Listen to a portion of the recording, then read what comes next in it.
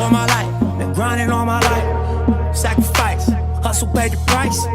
Want a slice, got to roll the dice. That's why all my life, I've been grinding all my life. Why do I serve and go so hard, right? And so I have a term that I've been saying, Tanisha talked about it earlier today with me on Instagram and social media, hashtag in real life, right? So I talk about things that I've done in real life, because nowadays on social media, you kind of post a picture next to a car, and next thing you know, you're a millionaire in social media life, right?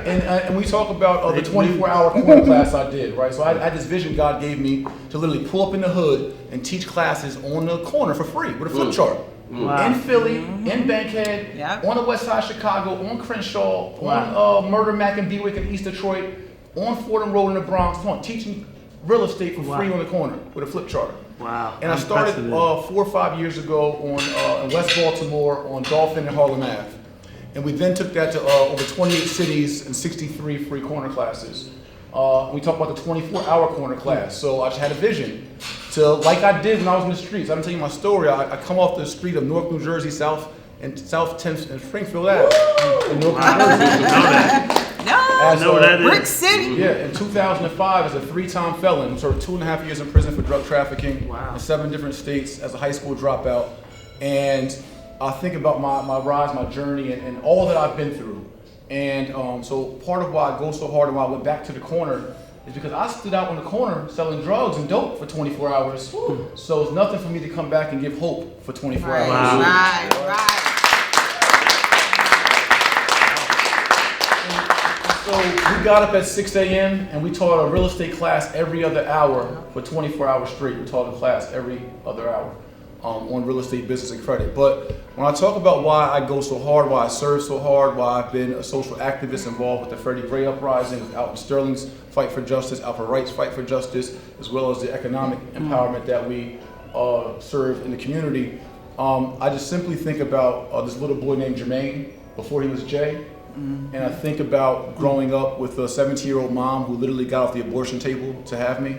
Wow. I think about the 17-year-old mom who didn't have a car and had a baby seat in the back of a bicycle, riding around Summerville, New Jersey with a baby seat on a 10-speed bike, stealing sneakers from Woolworth to make sure that I had something on my feet. Wow. I think about the abuse that I suffered from a stepfather who suffered from a heroin addiction after 13 years in prison. I think about how I was almost broken in life many, many times. I think about dropping out of high school at 15 years old because of the pressures of my home life and poverty.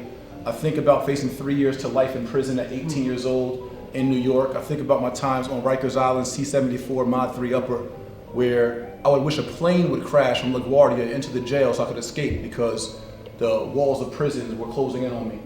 And I think about all those opportunities being broken and becoming successful in real estate, blowing money fast, being financially irresponsible in my mid-20s, losing millions of dollars in a matter of years and falling bankrupt by 30, and crying, depressed on my knees and finding my purpose and God humbling me, and then God rebuilding me back up in my early 30s to now be 38 years old, managing over $20 million of real estate and business assets.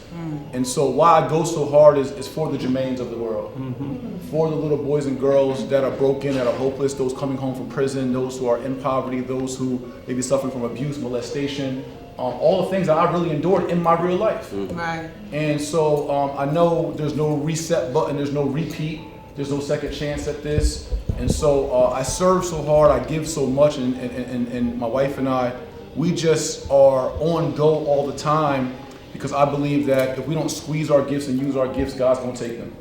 And it's very important for me to maximize all my talents, all my gifts. I didn't like public speaking, I didn't like writing, those things weren't cool, right? All I wanted to do was get money.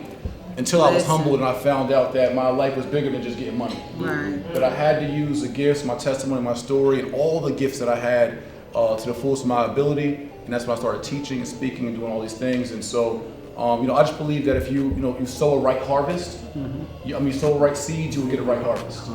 And again, I thank you, Tanisha, for honoring me and all the men of impact. But I just want to leave you guys with those words that, I go so hard. I'm committed to this journey. I'm committed to this fight for our liberation, economically, politically, socially. I'm committed to our people because I understand the trauma of our people, and I believe that God gave me my specific testimony and story so that I could experience what many of our people go through, so that I could be a vessel to give back and pour into all of us. Thank you.